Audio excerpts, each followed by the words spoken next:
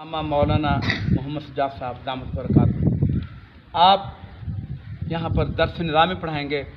सारे वालिदैन से, सारे बच्चों से, अपने मोहल्ले में जो भी आपके क़ुर्ब जवार में वो दर्स निज़ामी पढ़ना चाहें तो वो दर्स निज़ामी यहाँ कर किताबें पढ़ें। किताबें मुफ्त होंगी, उस्ताद मुफ्त होंगे, कोई बिजली का, कोई खाने का, कोई पीने का, किसी किस्म का दाखिले का कोई वो नहीं होगा। तो आप ये आएँ।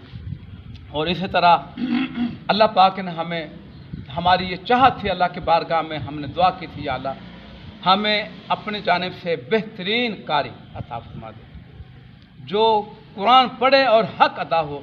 अभी आपने अल्हम्दुलिल्लाह तिलावत सुनी है माशाल्लाह। तो अल्लाह पाक ने हमें ये उस्ताद मुहतरम तो कारी मोहम्मद आसिफ दामत बरकातहू माशाल्लाह किरात, तजवीद, मखारिज सब कुछ इनको अल्लाह ने बहुत ही दिया। अभी आपने अल्हम्दुलिल्लाह मज़ीद आप सुनेंगे तो आप इंशाअल्लाह सबसे बेहतरीन